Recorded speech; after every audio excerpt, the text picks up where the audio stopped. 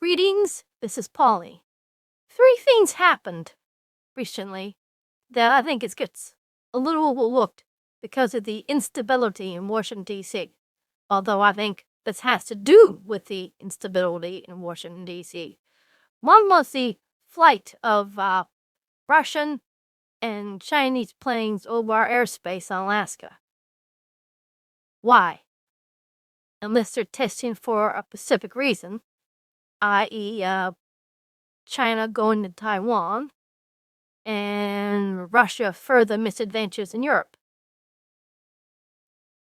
With the race coming up, if Trump gets elected, Chinese intervention into Taiwan is over.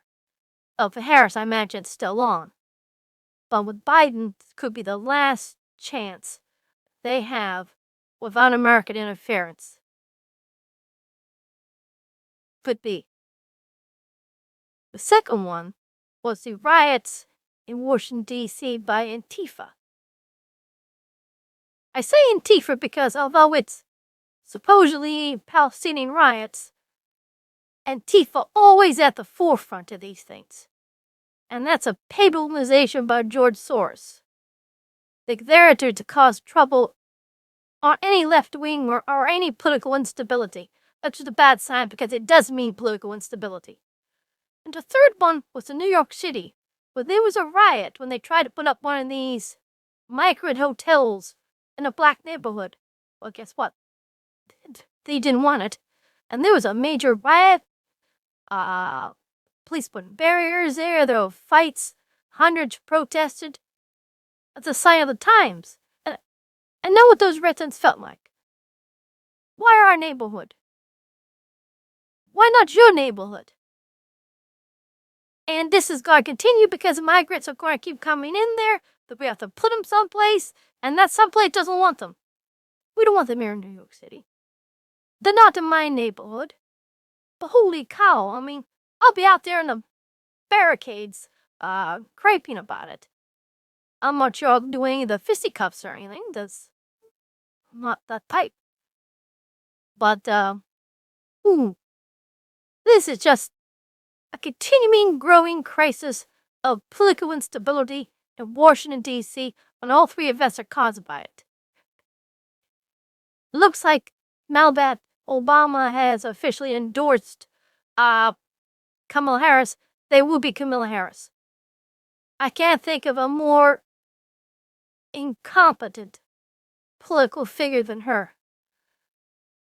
Those that are rushing to say, oh, she's the greatest thing since sliced bread. No, she isn't. She's a terrible speaker. She's a screw-up. And she will screw up. Well, that's not a good thing right now because Biden is... Who's in charge of Washington, D.C.? That's what the Russians and Chinese are thinking. Who's in charge? Let's have them push. It's a dangerous times. This political instability is dangerous. I'm not saying America is the world policeman because I don't believe in that. But we are the only major stabilizing forces in the world. And if we look so incompetent as we do now, this causes all the problems we're facing. Watch out for any political misadventures. Because I think now that they're getting rather real that they may happen. Look for more problems in New York City. These migrants are beginning to get on people's nerves. The elites and their gated communities may say, well, it's no problem. But down here where I'm at, it's a problem.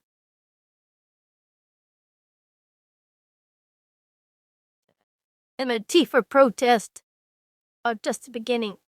You wait, Chicago could be the next epicenter of where they're going to use their nonsense. I mean, Democrats may have been stupid to put it back at Chicago again, the convention. 68 was the last time they had one, and that was a disaster. And I think Antifa's going to go down there and make a lot of noise, do a lot of damage. I will say. But these are things to watch out for. I mean, we're concentrating on the election, rightfully so, but foreign misadventures, the growing migrant problem, and Antifa getting all marching orders from George Soros and those Lord knows who else, whoever pays them. These are bad signs of political instability. We're in a dangerous season right now, and I think it's going to continue for a while. Would you describe?